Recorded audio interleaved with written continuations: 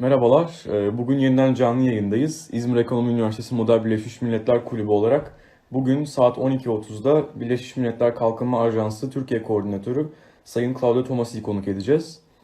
From now on, the official language of our session will be English. And today, we will be hosting Claudio Tomasi, the resident coordinator of UNDP.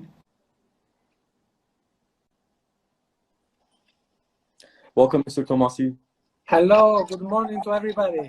So Good morning, to be how are you, here. sir? Everything is fine. What about you? It's fine. I'm really honored to be with you here, sir. I was making the announcements about our previous programs and our upcoming programs, and now since you're here, I would like to briefly talk about what we will be doing today. Claudio Tomasi has joined us, and he will be honoring us with a short representation about the operations of UNDP Turkey, which will last about 10 to 15 seconds. And then he will be honoring us with answering the questions which have came from our community. If you have any questions, please fill them up in the chat box below. If he agrees to answer them, of course he will answer them. However, in the meantime, we will be asking questions which have previously came from our community. Mr. Tomasi, we would really be glad to hear about the operations of United Nations Development Program in Turkey now. Hi, thank you very much for the invitation and for this opportunity. Thank you, sir. First of all, I have been interacting with the Moon Initiative in different countries of the world. It's really an honor and a privilege to be with young people and the university student such as you are, very much committed with the important principles of the United Nations. And I also know that in the Moon curriculum, let's say, and the way of working, there is a lot of emphasis on the work of the United Nations at headquarters level and how states and countries participate in the United Nations in the global affairs. But this one is maybe a complementary kind of perspective, which is what the UN does in countries. So how is the operational arm of the UN, for example, in Turkey or in any of the 170 plus countries that we are operating in. And so I'm more than happy to do so. I hope you find it interesting. And I focus, because I was asked to do so, on one specific issue, which is the climate change.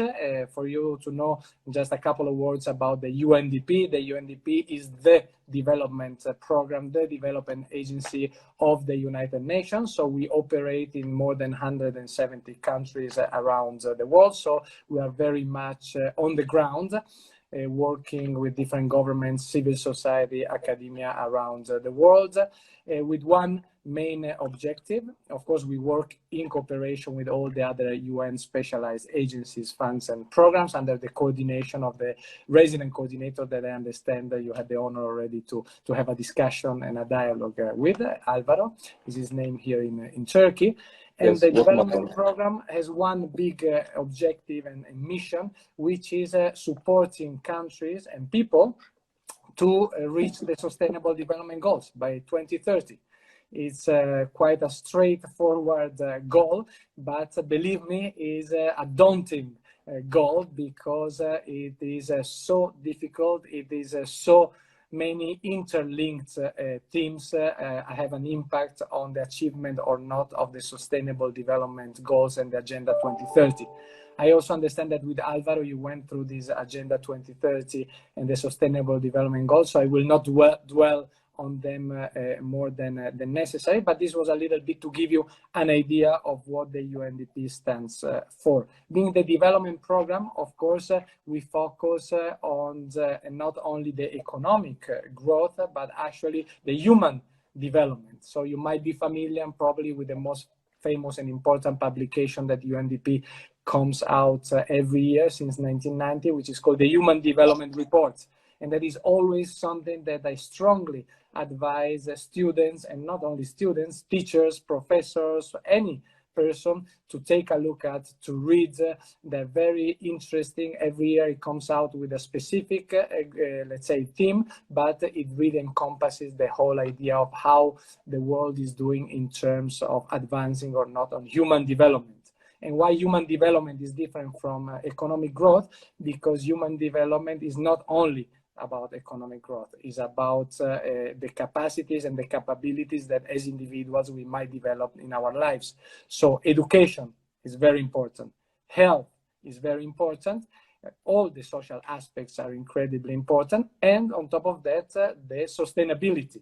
And this is the focus that I would like to have today, is about sustainability and climate change, to try to have a dialogue with you and try to put this in a framework that is not an environmentalistic framework exclusively, but also in the framework of how this impacts our lives, how this has a direct impact on humanity, and what we can do in order to tackle the problems that the climate change and environmental degradation is causing to humanity. So I will try to do it in some 10 minutes. Let's see if I manage to do so, but then of course we will have a lot of time for interactions and question of answers, and I'm happy to take them.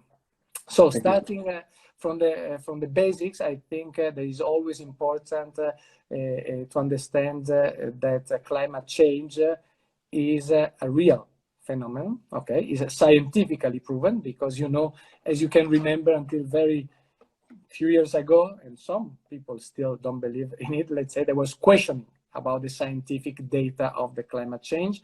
And for that reason, there is an intergovernmental panel, it's called IPCC, who's scientists from all over the world, top scientists. They meet, they gather, and they collect and analyze information in order to provide the most reliable information about climate change.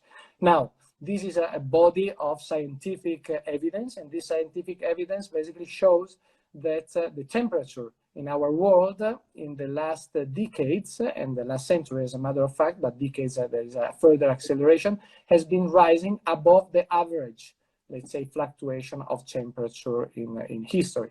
It's important to understand that there is a cause for this, and the cause for this is the disproportionate growth of greenhouse gas emissions, mainly due to industrialization in the world, because these they are naturally produced anyway, let's say, and they're very important for the humanity and for the globe, because they normally protect, let's say, the Earth from the heat to bounce back into the space. So basically, if there were no such gases, we would be freezing to death. But the problem is that these gases, now the concentration in the atmosphere has become way too much, and this is producing the famous kind of greenhouse effect, by which the heat is not able to bounce back, and so heating has happened, like in an oven, let's say. This is a very simple principle, very basic, but it's happening as we speak.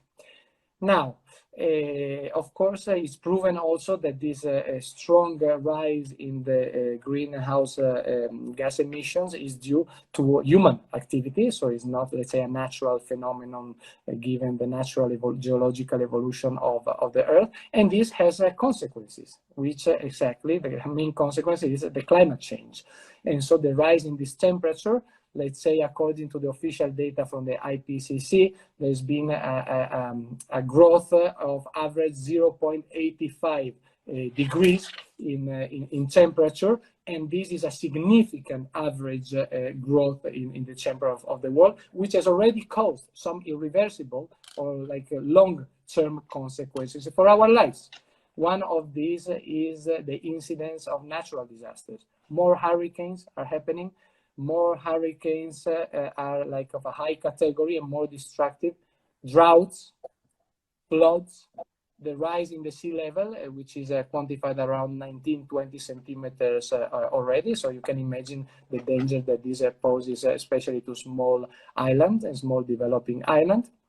And unfortunately, these effects are under our eyes. You know, each time we turn on the TV and we see, you know, the fires in California or in Australia, rather than the hurricanes in the Caribbean or the flooding even here in Turkey. So these are extreme climate events that we were not used to, that are new somehow in terms of frequency and strength. So the question that the international community and all humanity has posed to itself is, okay, these are the dire consequences. What is the limit of this to make the Earth uninhabitable, and what can we do about it? These are the two big questions. So the limits, this took many years for you to know, and brings me to the second point of my presentation, which is after the scientific facts and what it is how the humanity has equipped itself to deal with this and with the consequences. So this starts back some 30 years ago with the Earth Summit in Rio de Janeiro in Brazil, the famous Earth Summit, that for the first time there was a global awareness about something was going wrong with our climate and with our planet, and the environmental agenda should have been put at the forefront of what we do. So that provided a lot of push. After that, there was the Kyoto Protocol that was signed in 1997 with specific, let's say, commitments by the nations of the world. After that, there was the natural evolution, that was the Paris Agreement in 2015, in the same year where the Sustainable Development Goals and the Agenda 2030 were also signed. So I'm just saying, giving this information with a lot of meetings and conventions that were signed globally, because these are important, because these are the results of very hard negotiations based on scientific evidence, on political drive, that has led for the first time in the history of humanity in 2015 to sign in the same year the Sustainable Development Goal, the Agenda 2030, and the Paris Agreement. These are two cornerstones, because never before in humanity, the whole of humanity, represented by their governments and their presidents, committed openly to an agenda that is an agenda for all. Developed countries, underdeveloped countries, developing, north, south, east, west. So this is for the first time a global agenda. And why I'm making a lot of emphasis on this one? Because this global agenda is needed, because this is a global issue. The climate change is not an issue that can be solved by one nation.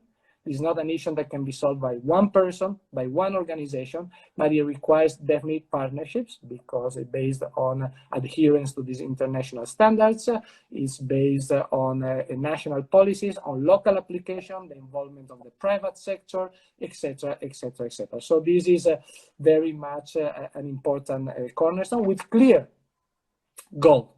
And in particular, the goal of the Paris Agreement is, by the end of this century, not to have a rise in the temperature above 2 degrees Celsius. Why 2 degrees? Because going back to my first point, that is the threshold that the scientific community has established as a no turning point for major irreversible climate disasters. And recently, this 2 degrees has been reviewed to 1.5 degrees.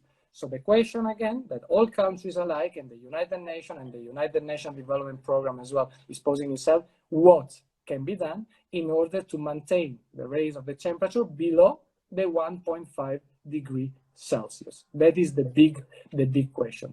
Easy to say, very difficult to do. So based on that, of course, and having seen that the main cause for the rise in the temperature are the greenhouse gases, okay? The obvious first step is to reduce the greenhouse gases emission in the world, okay? And since 2/3 of these greenhouse gases are from fossil fuel, basically origin, that already speaks clearly about a major target of the international policy that we support as UNDP in practical terms, which is a reduction of this emission. And so in Paris, basically, we are aiming at being carbon neutral by 2050. And what do we mean by being carbon neutral by 2050? It means that each nation should commit and find a way by 2050 to offset the eventual production of these gases by absorption of the same gases. You know that, for example, forests and trees are one of the elements that absorb the CO2, which is responsible basically for the 2/3 of this greenhouse gas. And so this is a very high bar. It's a very high bar because it implies a lot of policy decision, hard policy decision, a lot of technological development as well. And there are some countries, the EU, for example, is leading the way on this, on what to do through the Green Deal. Probably you heard about it, the Green Deal. California is also leading the way in the United States with already some very important implementation. Canada, Chile, Costa Rica, New Zealand are other countries that are doing particularly well in terms of the actions in order to limit the effects of the climate change and to reduce, basically to maintain this 1.5 degrees threshold, not preventing it from happening. So this is the framework under which we operate. So what can be done and what we are doing and what we advocate for? What can be done? One is definitely to work on mitigation of climate change, which means the reduction of the emission of these gases. How does this happen? By changing the energy matrix.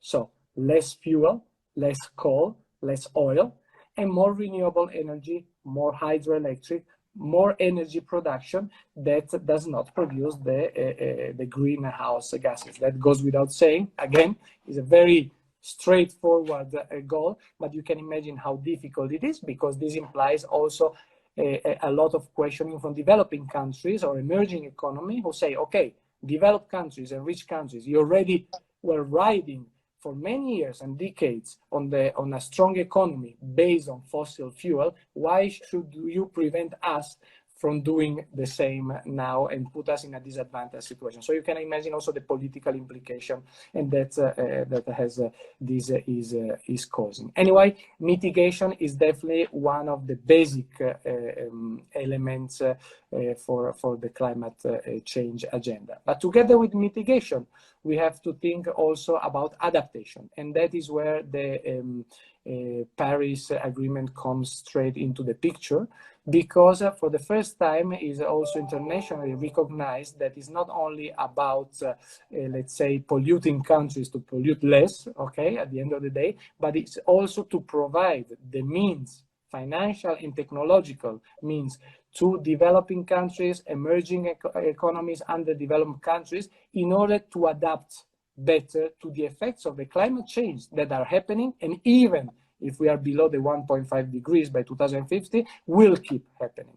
Which means by adaptation, we're talking about, again, what can be done in order to adapt to the effect of the hurricanes or the floods or the droughts. This implies decisions in terms of what crops to grow, how to grow it, what system can be built in order to prevent the worst effect of this. As you can imagine, this costs money.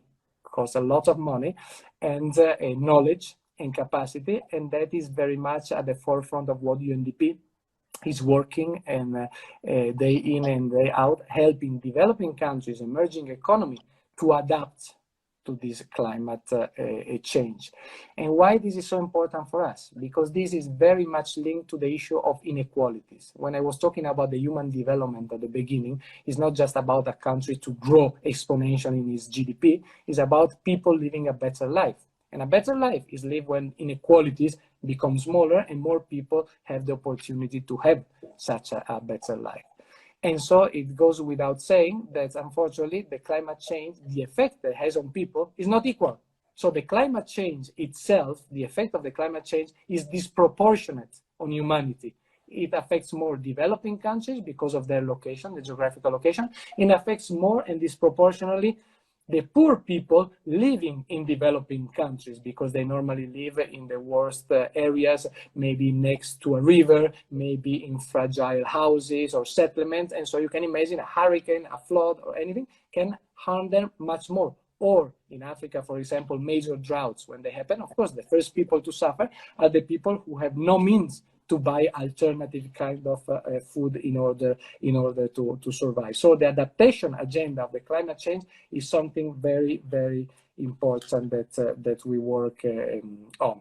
Reforestation is very much also another important issue. Why reforestation? Because the more trees there are, the more absorption of the CO2 and the greenhouse gases happen. So we have to work on that. The energy, again, matrix, we said it, is another priority for UNDP in what is called the climate promise, which is basically helping the countries that agreed under the Paris Agreement to comply with what is called the national determined contribution, which is this reduction of the emission of these gases into the atmosphere. And this goes with the energy matrix, but also with the transportation. For example, how to have a more reasonable and more environmentally friendly transportation, the use of electric cars, public transportation, you name it, you have it. But food production and food usage is also an important issue because, of course, livestock produce much more CO2 than, for example, vegetables. So, of course, a more balanced diet and less waste of food can also conduce to less effect of climate change. Technology and innovation is another one. The role of the private sector. So I just mentioning some areas here that are key in the agenda to give you an idea of how complex this is, because brings together really much the fabric of what we call development models. So my final point before going into the question and answers is really the climate change, for the first time in history, forces humanity, forces us to rethink our development models. That's why we're talking about green growth. That's why we're talking about Green Deal. It's not a cosmetic change. It's not an environmental change that we have to produce and to work on. It's really a change at the basic of production and consumption. So this affects our lives, our way of living, sometimes in apparently a negative way, because we also have to be ready to step down on certain things instead of stepping up in terms of the consumptions and the commodity. And this touches very much at the heart of the levels of living of developed countries and economies at the moment. Are we ready to do that? Are we not ready? So that the advocacy comes into place, like how we communicate to people about this, what is in it for it, how to convince people to take their legal steps in order to comply, on top of convincing governments and countries to really put in practice and implement what they have committed under this international legal agreement.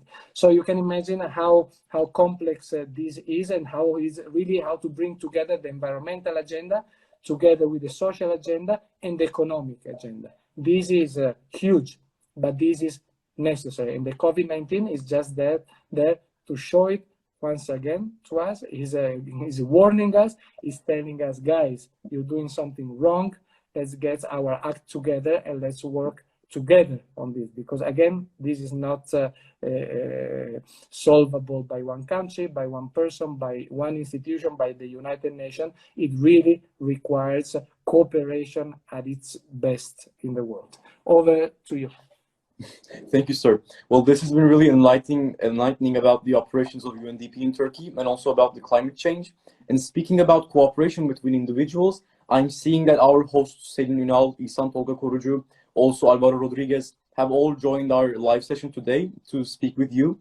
And I want to say once again that I'm really honored to be hosting you, and I'm really honored by the cooperation that the individuals of United Nations and the professionals are showing between each other. So, as you said, to our specific questions about the points that you touched in your presentation. As everything starts with education, so will our questions. Mr. Tomasi, it is a well-known fact that the quality of an individual's education, specifically in elementary and middle school, determines their perspective on life. Could you inform us about the works of the United Nations Turkey upon raising awareness on climate change amongst new generations, with a special basis of the operations of UNDP Turkey? And as a follow-up, what would you recommend educators of this generation to do about this topic? Yes, this is an extremely interesting question, and it reminds me of Greta, of course, and how like young people and students are really basically taking this one step forward, and we need to take it one step forward, because as a generation, our generation, the past generation, has not been successful in doing this. You're saying that education is key. Education is definitely key, but I do think that in this case we are in the presence of a reverse education somehow. I see the young generation and the students teaching to their teachers and to their professors. So this is turning this pyramid upside down somehow, because of course, young generations are the ones feeling the heat. Young generations are the ones that will have to live through this, and their children will have to live through it. My children, your children will have to live through it. So of course it becomes real, it becomes tangible. For the generation before was maybe paperwork. For the generation before was maybe, you know, as I was saying at the beginning, there is no scientific evidence about it. This is not really happening. There might be other causes, you know, like delaying the response. Now it's clear that we cannot delay the response. We need action. We need action on what we already know, and we already know what works and what doesn't work, but we need to act on it. So education is key on our side from the UN or the UNDP. In this case, of course, we address it in different ways. One is the social media.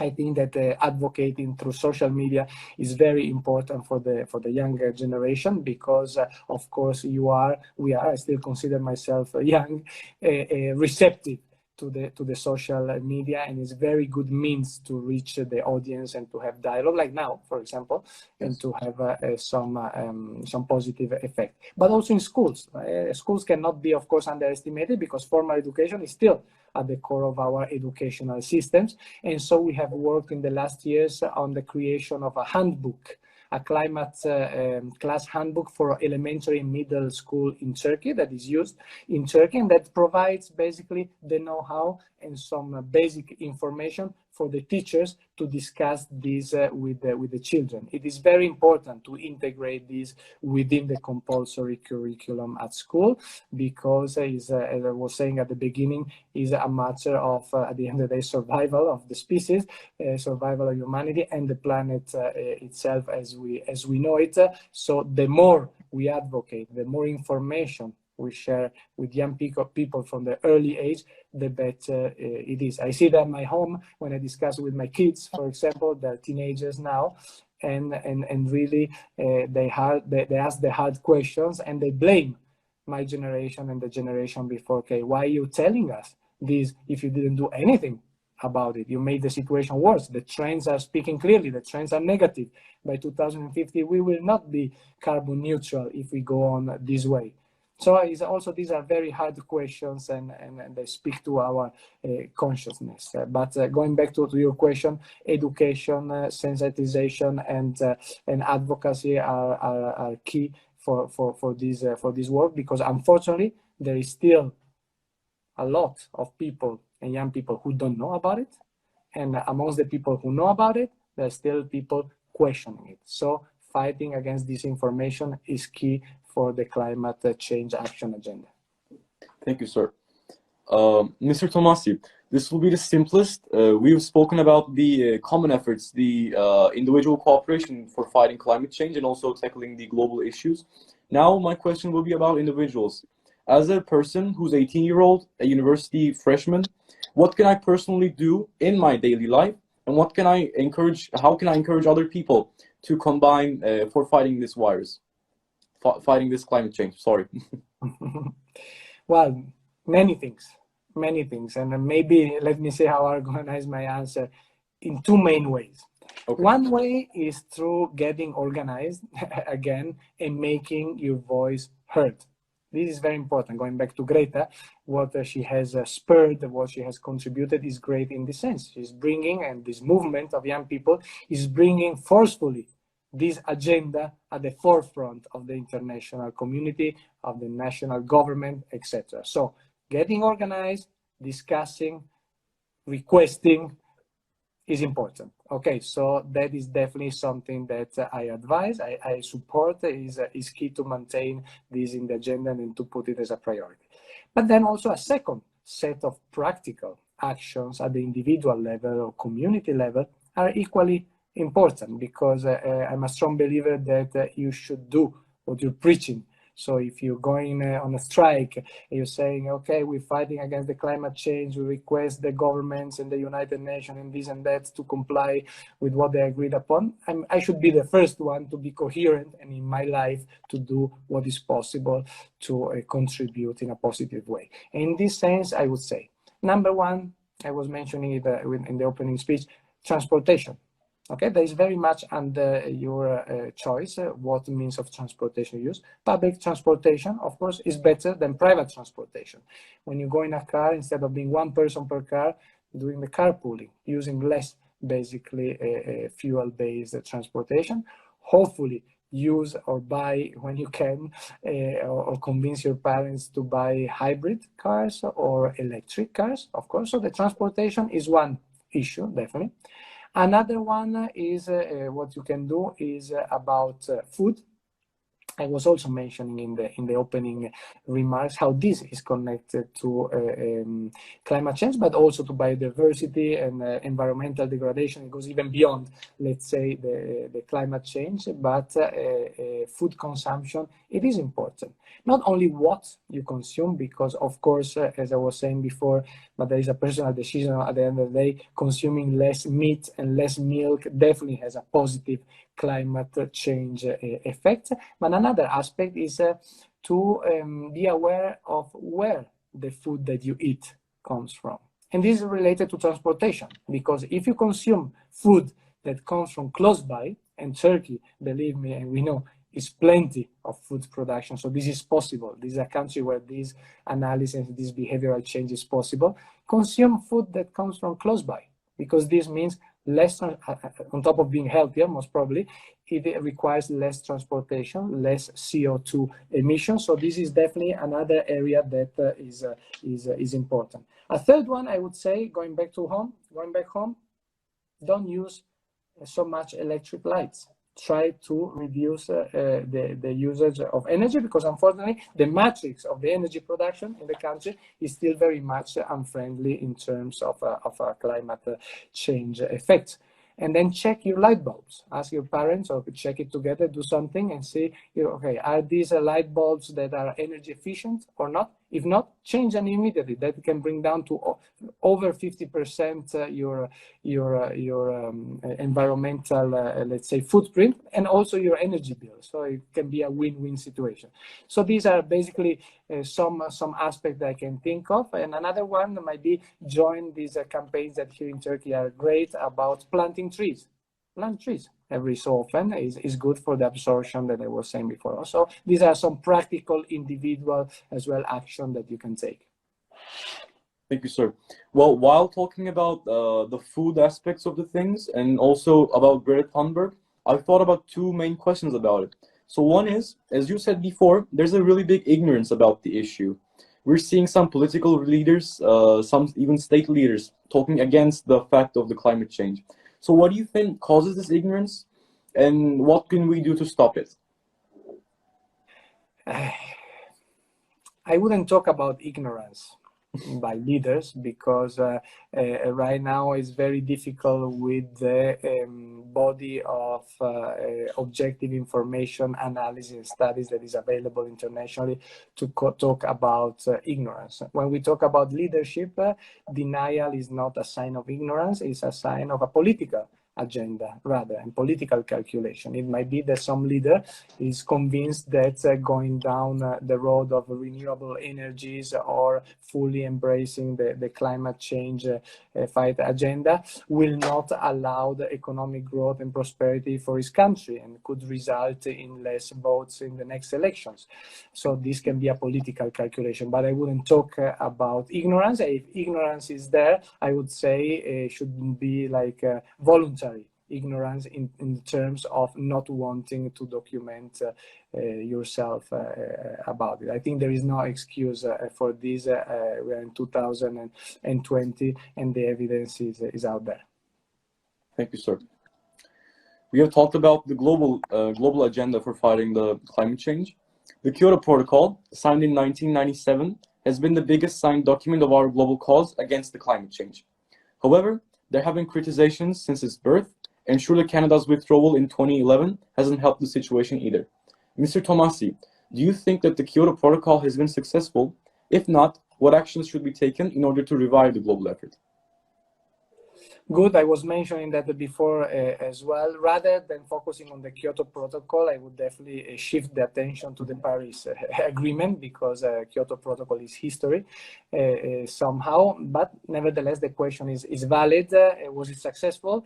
No, was not successful in terms of the results, because if it had been successful, we would not be in the situation that we are discussing now, where the trends are not positive trends in terms of emissions and the consequence for our climate and for humanity. However, we have to be also optimistic and to look at the half full glass, because not having been successful in terms of concrete results to the expectation that we had at that moment, nevertheless has contributed to spur a lot of initiative that they were talking about, from individual countries, from private companies, from civil societies, from academia, from citizens. This is very important. Without the Kyoto Protocol and without what it has produced, we would have never reached the Paris Agreement and the SDG and the Agenda 2030 in 2015. And again, I want to say that these are building blocks for humanity that we have to consider, we have to study, we have to own, and we have to see how to use for our benefit. Because once again, 2015 was a key year for humanity, because it's the first time that we got all together around a common agenda. It seems incredible to say this, but when you look at it, it had never happened before in history. Let's make the most of it. It's difficult, yes. There are contradictions, there are political games, interest, yes. But it's something that we have to face. Thank you. The term climate refugee, which was used as a possible outcome of the current situations, is now slowly becoming a reality. What is the current stance of the United Nations about the situation? And should the global community expect a novel refugee crisis in the following years? It's a relevant question, also because we are in the country in the world that for several years now is the highest, let's say, the host of the highest number of refugees in the world. In this case, of course, they're not refugees determined by climate, let's say, hazard or climate change. Unfortunately, it's caused by a war. And I think all opportunities are good to acknowledge the incredible work that Turkey is doing in this sense, in terms of dealing with this extremely complex situation, and something that we must acknowledge. Going to the climate refugees or climate migrants, there is even like a different definitions about it, because when we talk about refugees, we're referring to a specific Geneva Convention and a body, legal international body that has to do with refugees. I don't really know whether the eventual migrants or displaced people by climate could be classified as refugees or migrant, but that is beyond the point. We're talking about displacement of a large number of people due to climate events. Unfortunately, this is already happening, especially in some African countries with the numbers at hand.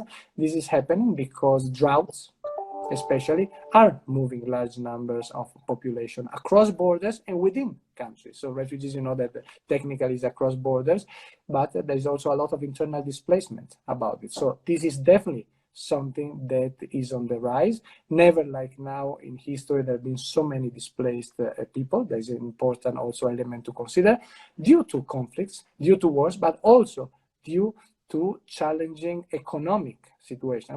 When we talk about economic situation, we can many times link it to environmental situation, because of course when your livelihood is affected in a way that you're not able to sustain yourself and your family because of climate change, because of changes, sudden changes or gradual changes in the areas where you're growing your crops, you're having your livestock or whatever, then of course it causes you to move. I witnessed that myself, having worked in many hurricane affected countries. And of course, when hurricane strikes, and again, disproportionately affects people living in the worst part of the cities, in the worst part of the urbanizations, and these people have to move because the little, small and poor houses have been washed away. They don't exist anymore, and so they're relocated somewhere else.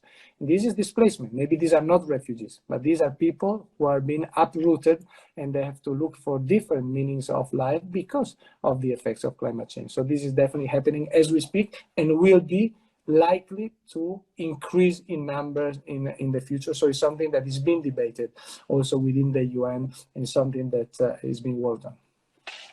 Thank you, sir. According to worldometer.com, the current human population is 7.8 billion and counting. Considering that the 10% of the world's current population is considered extremely poor, surely the climate change effects won't help us in the following years. Keeping in mind that there are minor conflicts about internationally used water supplies and food stocks even today, is the United Nations worried about possible conflicts in the future, and do its organs have ongoing or planned operations to keep the global peace?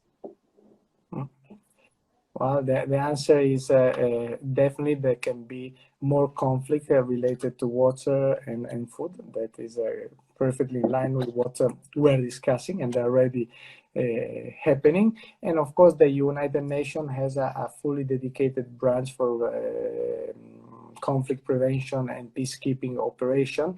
That mainly, however, they're very much geared towards a situation of man-made disasters, so political crisis, armed conflicts, and this is relatively new.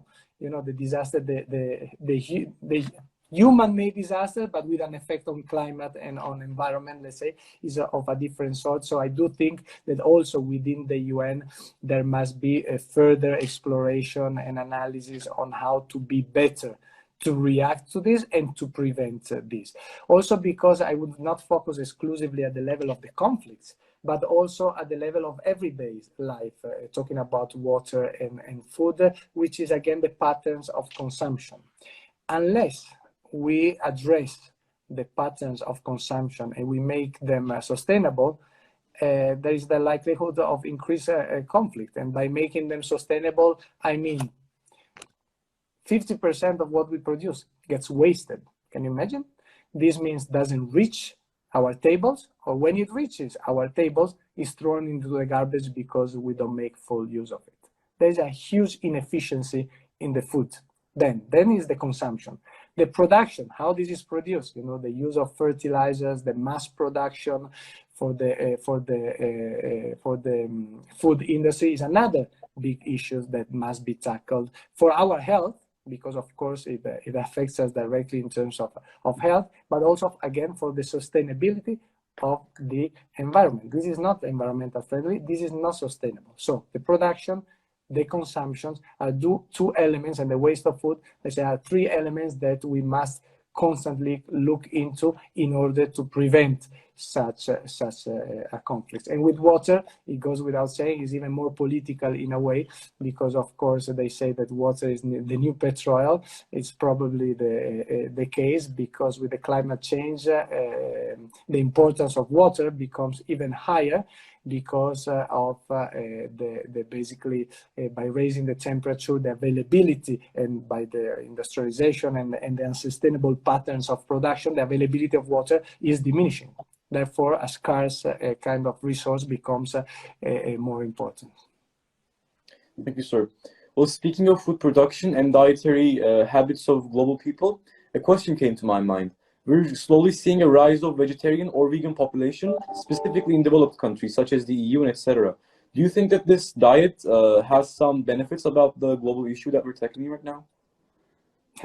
Yeah, I mentioned that at the beginning, if you remember, when in the opening remarks, the answer is yes, of course it has, because with the evidence at hand to produce and to grow livestock or to produce milk, the CO2 impact on the atmosphere is many times, let's say, bigger than producing vegetables. So from the production point of view, it's definitely a fact. Now, what are the cultural sides to it? What are the individual propension and everything is a different issue. And when it comes to be vegan or vegetarian, it's not only a matter of fashion, let's say, in developed countries, but let's remember that one of the two most populated countries in the world, India, very much adheres in its majority to mainly vegetarian diet. I say we're lucky that is happening,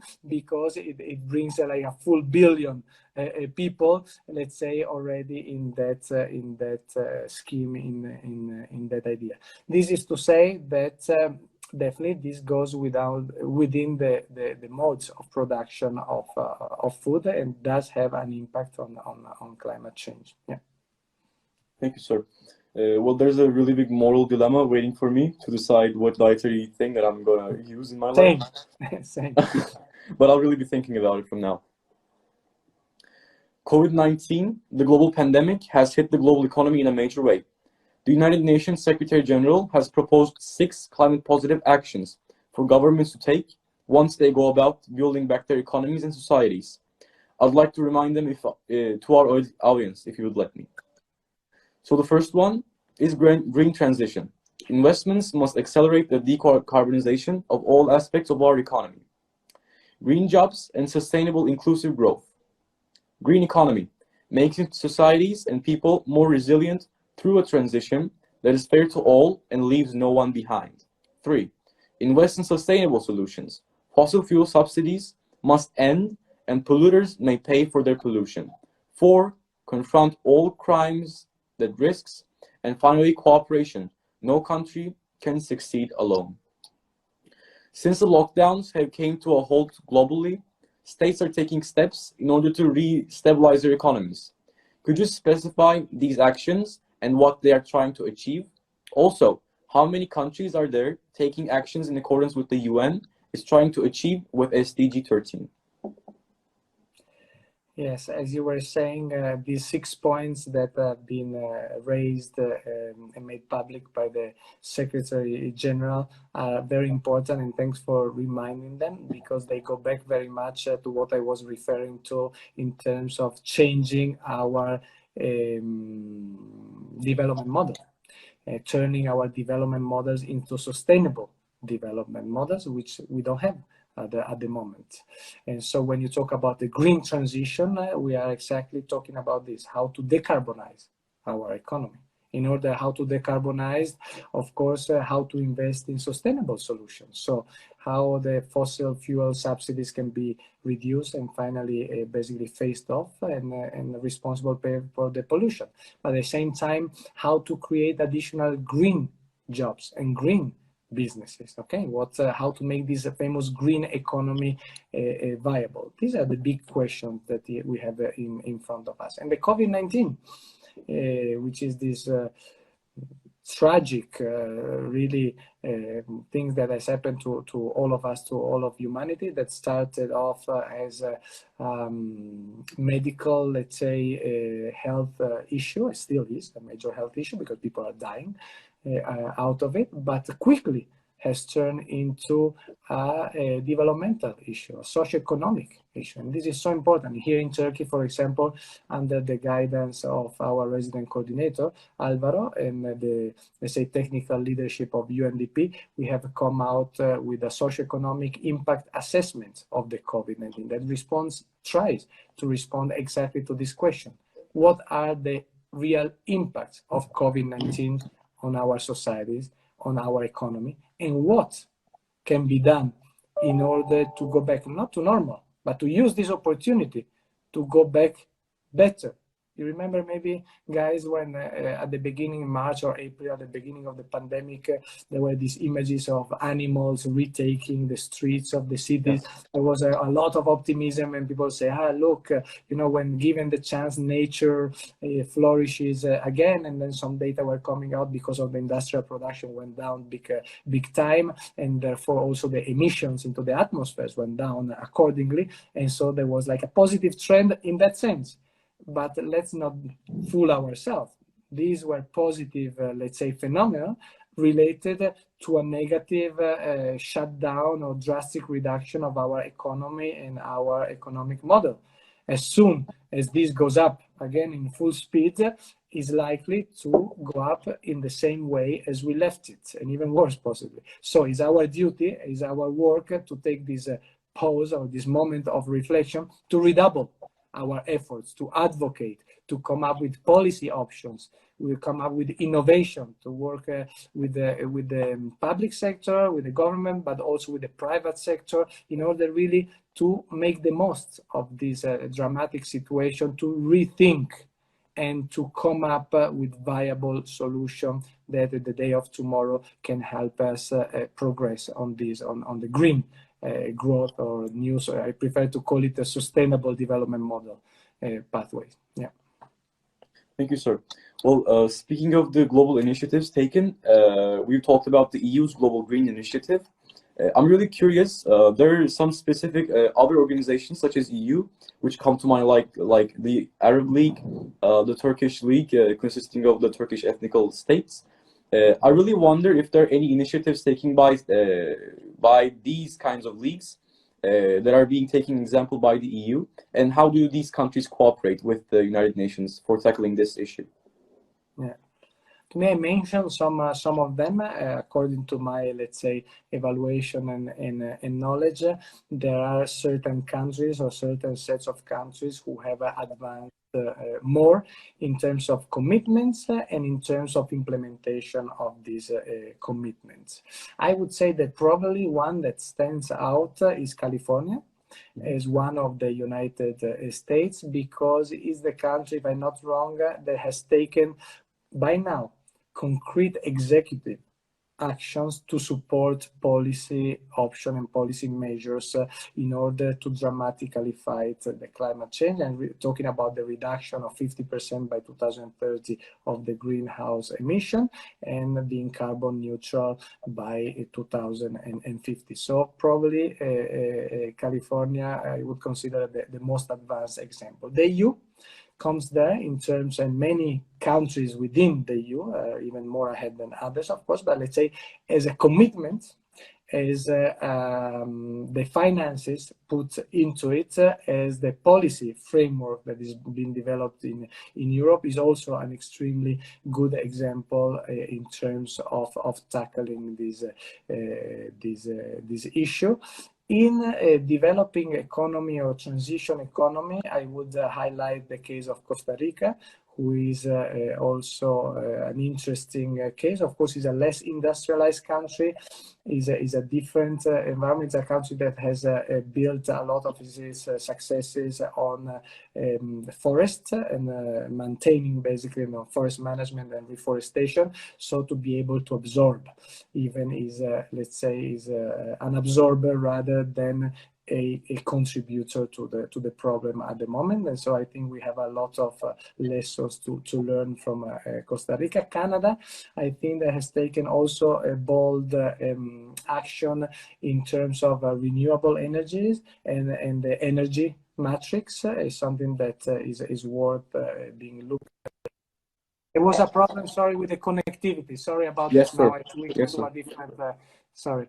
Okay, we were always going to have this problem anyways, considering that the Instagram's policy on live sessions is that they can only take an hour. So we've had this problem before with other live sessions, and I'm really sorry for the inconvenience. Please proceed. No problem. No problem. When at which point did you lose me? I've lost you while you were talking about the initiatives taken by Canada. Okay. No, I was very much done with that, and I don't remember if I mentioned Costa Rica before or after Canada, probably before. And New Zealand is another good example. And these are just some of the practical realities that we can look at in terms of learning. Thank you, sir. We've talked about the Kyoto Protocol, and as you mentioned, the Paris Agreement is a much more relevant one as of today. So I have some questions following that. Turkey has signed the Paris Agreement on climate change on the 22nd of April, 2016. After 4 years, how do you evaluate the success of Turkey following its promises?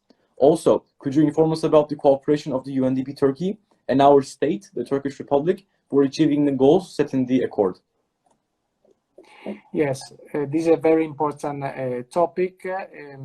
As you're saying, Turkey signed the Paris Agreement in 2016. However, Turkey is one of those countries who has not ratified this agreement. Ratifying the agreement means passing it through the national legislation, let's say, in order to make it national law. So this is a pending issue is an important one, because it's only by ratifying that you adhere really to the obligations set out in the Paris Agreement.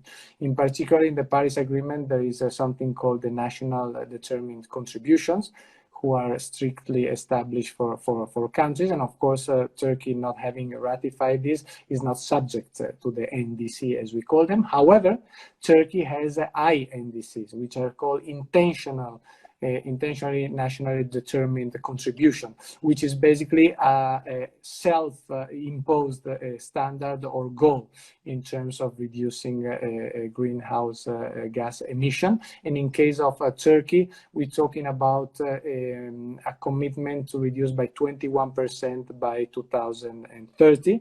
And as UNDP, we are working very closely with the public administration and with Turkey to make this happen. And the message I want to give you is that, of course, we advocate for Turkey to ratify the Paris Agreement. It's so important. It's part of what we call the Climate Promise Initiative.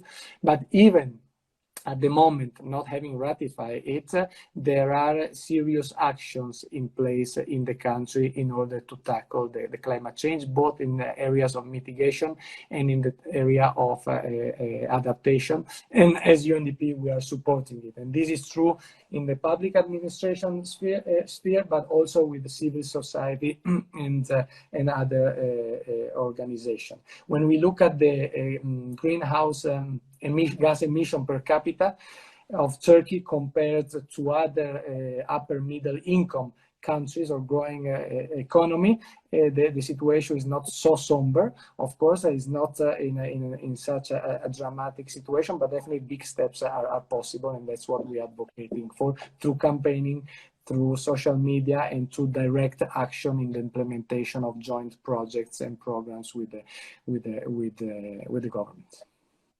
Thank you, sir. While looking through the operations of United Nations Joint Program in Turkey, I have seen that there are several operations based in cities, such as but not limited to Gaziantep, Izmir, Samsun, etc., on contributing to effective protection, social cohesion, and SGBV, the sexual and gender-based violence mitigation, addressing Syrian refugees and host communities whilst giving legal aid. Could you inform us about the achievements of this operation and UNGP as a whole in Turkey? And also, as a law freshman myself, how can lawyers volunteer to contribute to the legal aid side of things? Okay. Thanks for the question. This, of course, goes without outside, let's say, the climate change discussion, but it's totally one of our priorities in Turkey, which is how to support Turkey in the response to the Syria crisis in a couple of different ways. I'm talking about the millions of refugees here. I'm talking about the host community who have also been affected by this.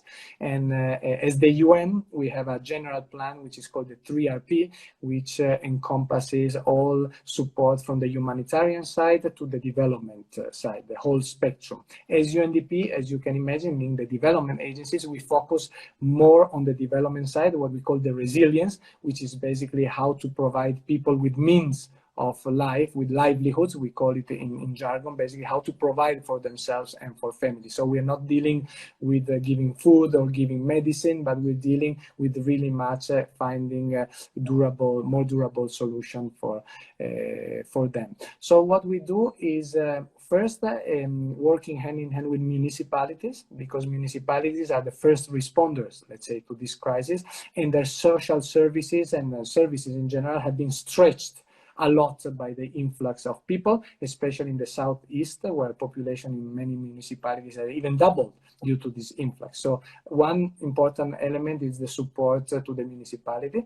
Another one is to the livelihood themselves by providing refugees with skills, so to make them more employable in the local market by learning the language, learning production skills, to be able then to be employed basically by by firms and by companies, and at the same time working with those companies, with the private sector, and with the employment agencies, which are public, in order to facilitate the fact that people, when they get these skills, are able to enter into the market. So these are two important areas that we work on. It's very complex, as you can imagine, but there is another one that we were talking about, the protection and the legal aid, which is really aimed at helping people to have access to the information and to the tools and to the means in order to be effectively protected as promised by the international and legal and national legal provisions. So that is called the legal aid project. And to the question of how you can get involved, we would be very much happy if you or some of the colleagues want to do that. They can get in touch with me and send a CV and some information, and I can easily put in touch with the team in the office, in the UNDP office here in Ankara, that deals with the legal aid project. So more than welcome. We're happy about that. Thank you, sir. That is really great to hear. I'm actually a member of the Rotary Club's law enforcement club, lawyers education club, and I would really be glad to share them. And I think the members of that club will be really happy to give legal aid to such an organization of United Nations. And also we've talked about tackling the gender-based issues and also the SDG of gender equality. We give special emphasis on this SDG as well, considering that it is a daily life issue. And also we'll be hosting İlayda Eskitaşçıoğlu as well, who will speak about it. Yeah, on this one is very important because gender inequality in Turkey is very much entrenched, and one manifestation, amongst others, of gender inequality is gender-based violence. And this gender-based violence is an issue also, and even more for refugees communities, and the access to legal aid for this becomes particularly important, as you can imagine. And the COVID-19, on top of everything, has made things worse, according to our survey and investigations. Basically, unfortunately, gender violence has gone up because of the limitation of movement during the COVID-19. So this is to say that is very much an issue that we tackle also from UNDP together with UN Women and the whole UN family, because it is a key issue for the country and for the refugees coming into Turkey. That's great to hear, sir. Also, we talked about providing skills. Whilst we were talking with İhsan Tolga Korucu, the Assistant Secretary General of UNESCO, he has stated that the United Nations Lifelong Learning Center provides aid to such refugees and also people with disabilities with reaching the proper education to educate themselves and to be better members of our society. Could you talk about a little bit of the United Nations works with a specification on UNDP about providing skills for undereducated citizens of ours and also refugees?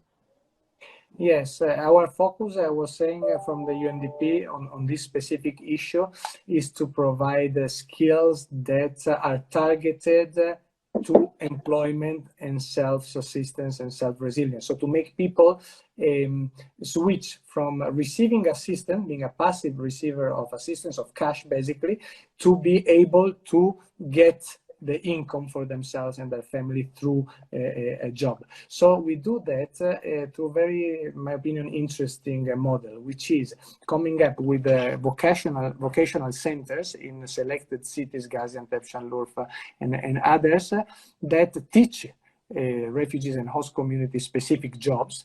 But the interesting part of this model is that the decision of which skills that are to be taught are done by a previous work, which is with the private sector, with the chambers of commerce, with the chamber of industry, basically to establish what is the need in the market. So, for example, if in a specific city or region, the need is in the textile to make carpets, then let's provide this sort of vocational training skills to the people. If in another one is a production of hardware, then let's do that. So that is a little bit the idea, to ensure success in terms not only of provision of the skills, but then employability of people, because we are firm believers that only by being employed, only by having a job, you're able to get out of the social assistance schemes and to provide for your family. Mentally is good, but also in practical terms is good as well.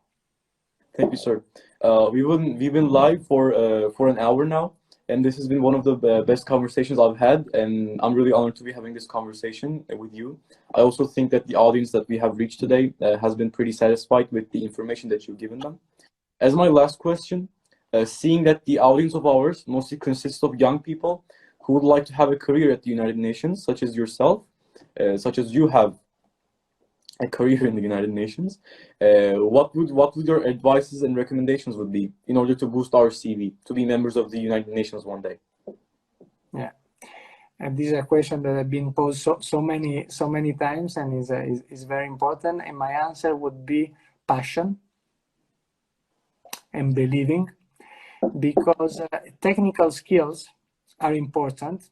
Of course, it goes without saying. So studying, getting the good notes, getting the knowledge is key. It goes without saying. But what is even more important is the motivation. So if you want, or if you're thinking about joining the UN and this kind of work, motivation, commitment, and passion are key. Because this is a job that is about trying to help people fix their problems, and therefore you're constantly submerged in dealing with problems. So it's a problem-solving kind of environment, and something that you must be very prepared for and willing to go down that road. It's not working in the perfect environment ever. It's not working, in the most rosy place. It's tough. It's getting your hands dirty into the reality, and always squeezing your mind and motivating other people to think differently and to find a solution. So my answer would be motivation, commitment, and passion, and that leads you, of course, to start doing stuff and apply what you have learned. You start doing it in your community, you start doing it in your university, you start doing with some NGOs in the local sector, and then you acquire also experience that is relevant in order to jump to a United Nations careers. That's the way I see it. Thank you, sir. Well, today we have been with the United Nations Development Program Resident Coordinator Claudio Tomasi, and we have tackled issues mainly about climate change, but also our social life, our global community, and also sexual assault, sexual taboos in our community as well. I'm really thankful to have had the chance to speak to you today. My last request will be, can I take a quick souvenir screenshot? Of course, of course. Remind the day. Thank you so much. I'm taking it right now. Okay, sir. Thank you very much for joining us today, and I'm looking forward for meeting you in Healthy Days in person. Thank you very much for the invitation. It's been a real pleasure. Anytime, I'm available. Thank you, sir. Take good care and have a nice weekend. See you, sir. Bye.